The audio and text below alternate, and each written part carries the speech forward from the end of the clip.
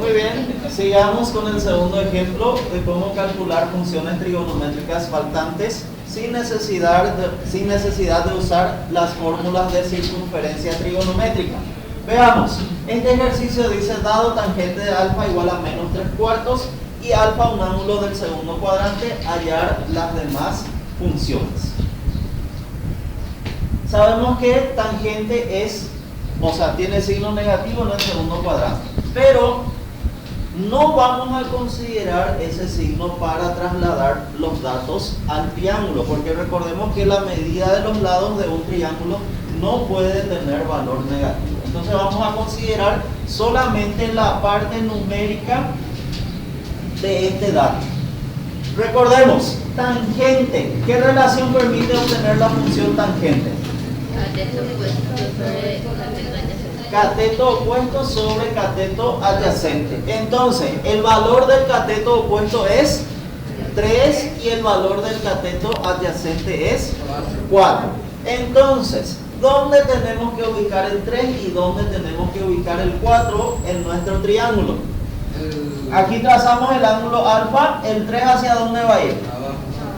3 es cateto opuesto. ¿Cuál es el cateto opuesto? ¿Es este de arriba o este de abajo? El de arriba. Entonces aquí tenemos que ubicar el 3. Y el cateto adyacente es 4. Lo ubicamos aquí abajo. Por lo tanto, en este triángulo necesitamos hallar la hipotenusa. Le llamamos X a la hipotenusa. Y ahí recordamos lo que dice el teorema de Pitágoras. ¿Qué dice el teorema de Pitágoras? Que el cuadrado de la hipotenusa, que es X, es igual a ¿qué? La suma de los cuadrados de los catetos. ¿Cuáles son los catetos? Tenemos el 3 y tenemos el 4.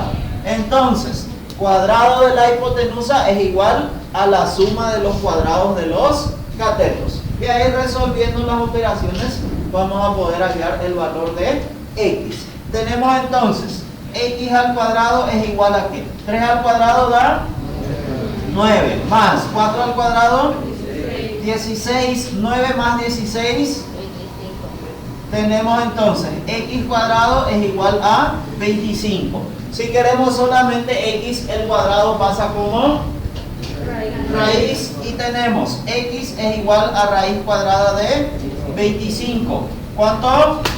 X igual a 5.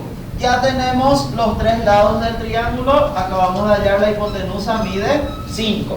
Ya podemos escribir todas las funciones trigonométricas. Comenzamos escribiendo la función seno del ángulo alfa. ¿A qué es igual? Sobre hipotenusa. En el segundo cuadrante, ¿qué signo tiene la función seno? Positivo. Entonces va a ser seno de alfa es igual a cateto opuesto, cuyo valor es 3, sobre la hipotenusa, cuyo valor es 5. Después, ¿qué sigue? Función coseno.